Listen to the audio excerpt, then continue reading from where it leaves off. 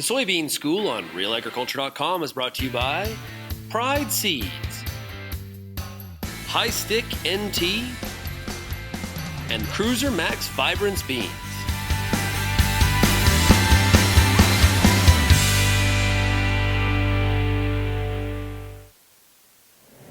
Bernard Tobin here, back at the Southwest Ag Conference, and today we're going to talk to Tristan Mueller, who's up from the Iowa Soybean Association. Hey, welcome, sir. Welcome to Ontario. Thank you. Awesome. Hey, now your group does a lot of on-farm research, and that's what we're going to get today. Is we're going to get a picture of what's happening from a research perspective on-farm in Iowa. And so, tell us about your trials and what you're looking at.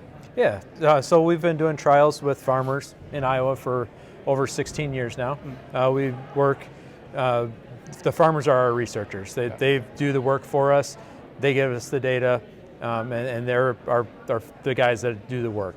But we have usually 300 to 400 trials a year, testing all different variables on corn and soybeans. Okay. So looking at different populations, fungicides, a lot of different factors on corn and soybeans. Awesome. So let's talk about a little bit of your research findings and maybe compare them to Ontario, because and what maybe we can learn. And I think we'll start with fungicides. And over the last number of years, what's the average, I guess, return on investment or yield bump that you guys are seeing when you use fungicides on soybeans?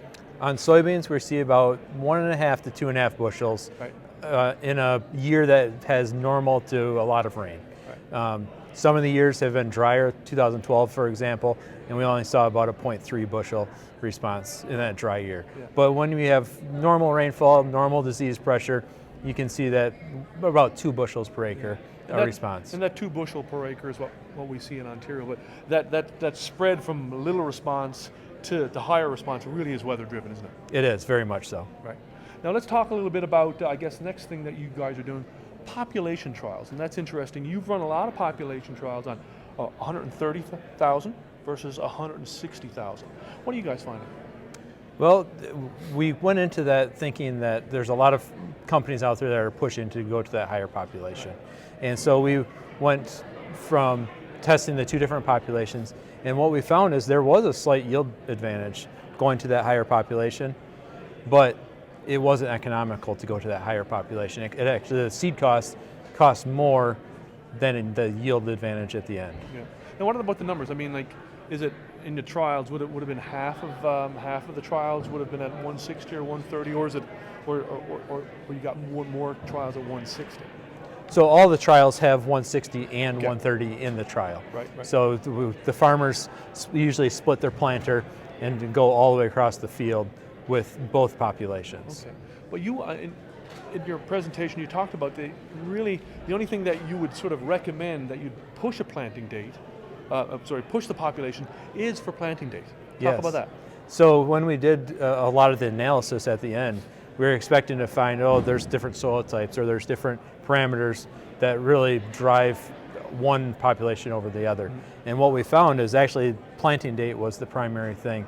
If you get past, the date we used was May 20th, right, but you get later in the season, it is much more advantageous to go to that high population than the low population. So if you're getting a little late, you push the populations, but there's no benefit really from a yield perspective in going high early.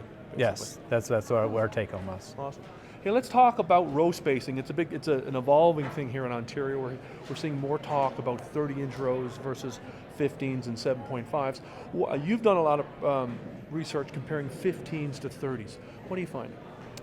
So depending on what the year is, the one year we found there's a slight advantage going with the 15s, whereas you get about 2.5 bushels of yield response. The other year testing that we did, there wasn't any difference between the two. And that was a very good growing season where we had nice canopy closure. When conditions are really good for soybeans to grow, there really wasn't much of a difference between the different row spacings. Wow. So you're not seeing a yield bump when you go to narrow rows? When conditions are kind of poor, then we see a little bit of a yield bump. Otherwise, it's pretty flat.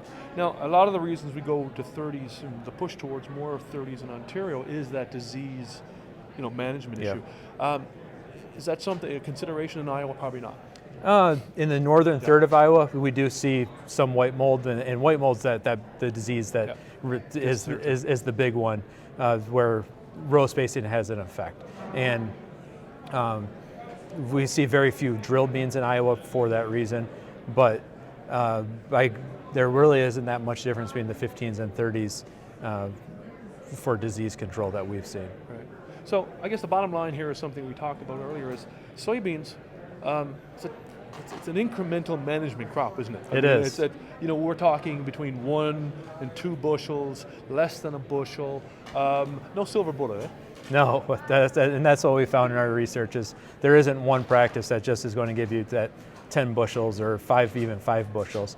It's really just managing the crop as well as you can, and there's small things that you can do to be more profitable along the way. Awesome. Well, hey, sir, thank you for taking the time. I hope you enjoyed the trip to SWAC, and it's not snowing, and we're happy about that. Yes, it's been a great time here. Awesome. Thank you. Thank you.